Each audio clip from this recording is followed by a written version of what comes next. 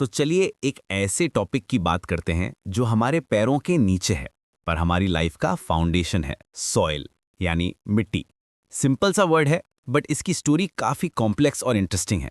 हम सब जानते हैं कि लैंड की जो टॉप मोस्ट लेयर होती है उसे सॉइल कहते हैं। ये एक रिन्यूएबल नेचुरल रिसोर्स है, मतलब ये टाइम के साथ रिप्लेनिश हो सकती है बट इसको बनने में सालों लग जाते हैं। इसके अंदर ऑर्गेनिक यानी प्लांट्स और एनिमल्स के रिमेन्स और इनऑर्गेनिक यानी चट्टान के टुकड़े दोनों चीजें होती हैं और इसी मिक्सचर की वजह से प्लांट्स ग्रो कर पाते हैं। अब इंडिया इतना डाइवर्स है तो जाहिर है यहाँ की मिट्टी भी अलग अलग होगी। हर जगह की सॉइल का अपना अलग कैरेक्टर, अलग कलर और अलग टेक्सचर होता है। तो चलो एक टूर लेते हैं इंडिया के डिफरेंट सॉइल टाइप्स का। सबसे पहले आती है अलूवियल सॉइल, इंडिया की सबसे वाइड स्प्रेड और इंपॉर्टेंट मिट्टी।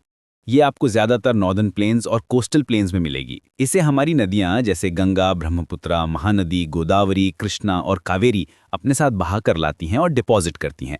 ये दो टाइप की होती है। एक है खादर, जो नई अलूवियल सॉइल है, फाइन पार्टिकल्स वाली और बहुत फर्टाइल। दूसरी है बांगर, यानी पुरानी अलूवियल सॉइल जिसमें थोड़े कंकर मिलते हैं। ओवरऑल ये मिट्टी पोटैश, फॉस्फेरिक एसिड और लाइम से रिच होती है, इसीलिए गन्ना, चावल, गेहूं जैसी फसलों के लिए एकदम परफेक्ट है। Next up, black soil. इसका एक पॉपुलर नाम है रेगुर सॉइल और इसे ब्लैक कॉटन सॉइल भी कहते हैं क्योंकि ये कॉटन उगाने के लिए बेस्ट मानी जाती है। ये मिट्टी इग्नियस रॉक्स के टूटने से बनती है और ज्यादातर डेक्कन प्लेटो रीजन में मिलती है। मतलब सोचो, महाराष्ट्र, मालवा, मध्य प्रदेश और छत्तीसगढ़। इस मिट्टी की एक सुपर पावर है, ये लंबे टाइम तक मॉइस्चर होल्ड कर सकती हैं। इसके अंदर कैल्शियम कार्बोलेट, मैग्नीशियम, पोटैश और लाइम भी काफ़ी अच्छी क्वांटिटी में होता है। अब बात करते हैं रेड एंड येलो सॉइल की। इस मिट्टी का नाम इसके कलर से ही है। ये लाल इसलिए दिखती है क्योंकि इसमें आयरन कंटेंट होता है और जब इसी मिट्टी में पानी मिलता है, यानी जब ये हाइड्रेटेड फॉर्म में होती है, तो ये येलो दिखने लगती है। ये उन एरियाज में डेवलप होती है जहां क्रिस्टलाइन इग्नियस रॉक्स पर बारिश कम होती है, जैसे ओडिशा, छत्तीसगढ़ और डेक्कन प्लेट्यू के सदर्न और ईस्टर्न हिस्सों में। इसके बाद आती है लैटेराइट सॉइल। ये मिट्टी वहां बनती है जहां टेम्परेचर भी हाई हो और बारिश भी जोरदार हो। हैवी रेन की वजह से एक प्रोसेस होता है जिसे कहते हैं लीचिंग, जिसमें मिट्टी के सारे इंपॉर्टेंट न्यूट्रिएंट्स पानी के साथ बह जाते हैं, इसलिए इसमें ह्यूमस कंटेंट काफ़ी कम होता है। ये आपको केरला, कर्नाटका, तमिलनाडु, मध्य प्रदेश और उड़ीसा और आसाम के हिली एरियाज में मिलेगी। लेकिन अगर इसमें सही से मैन्योर और फर्टिलाइजर्स डालें तो यहाँ चाय और कॉफ़ी बहुत अच्छी उगती है। अब चलते हैं ड्राई एरियाज की तरफ, जहाँ मिलती है एरिड सॉइल। नाम से ही क्लियर है, एरिड यानी सूखा। ये मिट्टी सैंडी होती है और नेचर में थोड़ी सेलाइन यानी नमकीन। मॉइस्चर और ह्यूमस दोनों ही कम रहते हैं। एक इंटरेस्टिंग चीज़ ये है कि इसमें नीचे जाते जाते कंकर की एक लेयर बन जाती है जो पानी को और नीचे सीप होने से रोकती है। ये सॉइल मेनली राजस्थान में पाई जाती है, लेकिन प्रॉपर इरिगेशन और फर्टिलाइजर्स के यूज से इसे भी खेती के लायक बनाया जा सकता है। और फाइनली फॉरेस्ट सॉइल, पहाड़ों वाली मिट्टी। ये हिली और माउंटेनस एरियाज में मिलती है जहां सफिशिएंट रेन फॉरेस्ट होते हैं।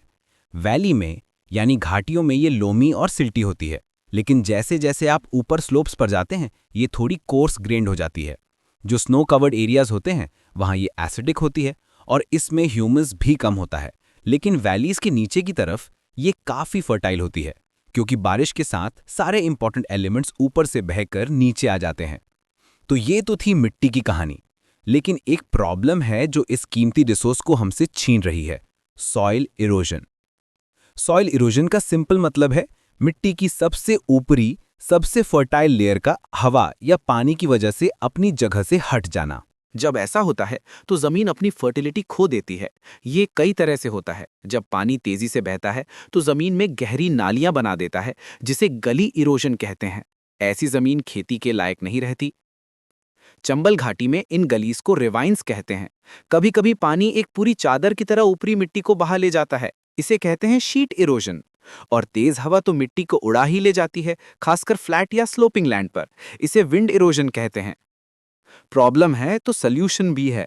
सॉइल कंजर्वेशन के कुछ मेथड्स हैं जिससे हम इस इरोजन को रोक सकते हैं। एक है कॉन्टोर प्लॉइंग। पहाड़ी स्लोप्स पर सीधी सीधी प्लॉइंग के बजाय गोल गोल कॉन्टोर लाइंस के अलोंग प्लॉइंग करते हैं। इससे पानी का फ्लो स्लो हो जाता है। दूसरा है टेरेस फार्मिंग। इसमें स्लोप्स पर स्टेप्स ये टेरेसेस काट दिए जाते हैं। ये न सिर्फ इरोजन को कंट्रोल करता है, बल्कि देखने में भी काफी ब्यूटीफुल लगता है। फिर है स्ट्रिप क्रॉपिंग। बड़े खेत को स्ट्रिप्स में डिवाइड कर दिया जाता है। फसल की स्ट्रिप्स के बीच में घास उगाते हैं, जो हवा की स्पीड को ब्रेक करती है। और लास्ट में शेल्टर बेल्ट्स।